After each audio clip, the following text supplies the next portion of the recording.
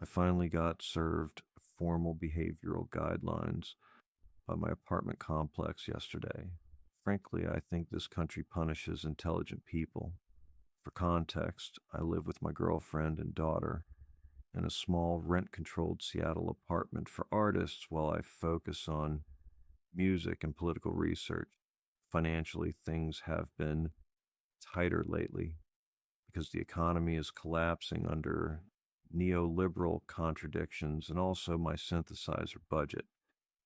Anyways, management taped the notice directly to my door while I was asleep on the couch around 4 p.m. At first, I assumed it was another bike complaint. People in this building are unbelievably paranoid about bikes.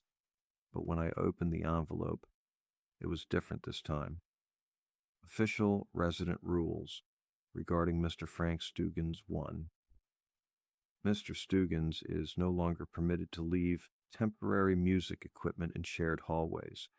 Completely ridiculous already because the equipment was covered respectfully with towels. 2. If Mr. Stugans says he is close to monetizing the project, residents should not provide financial encouragement. Honestly, at this point, I was getting pretty offended. My daughter came into the room while I was reading and asked if we still had cereal. I told her to ask her mother because I was busy dealing with the Democrats. Anyways, the rules kept going. 3. Please do not lend Mr. Stugans money for limited time equipment opportunities. 4. Mr. Stugans' cat is not allowed outside, even if he told you to leave the door open. For a long time, I just stared at the page. Anyways, my girlfriend got home from work around then, carrying groceries under one arm and the two DoorDash orders I forgot about last night under the other. She asked whether I had picked our daughter up from school. I honestly forgot.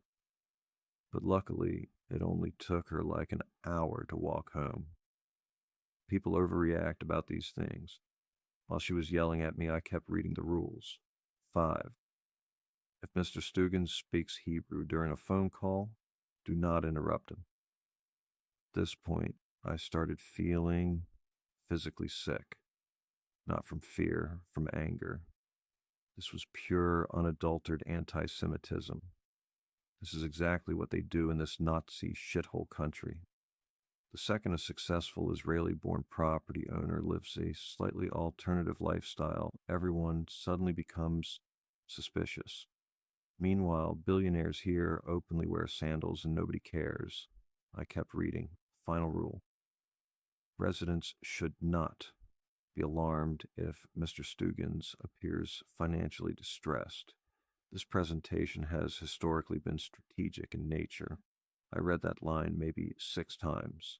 Then very slowly I looked around the apartment, the stained couch, the overflowing ashtrays, the piles of dirty clothes, the synthesizers and bikes, my daughter eating dry cereal for dinner on the floor because we ran out of bowls again, my girlfriend silently crying while unpacking groceries, and right there on the kitchen counter beside an empty beer can, the keys to my Tesla Model X.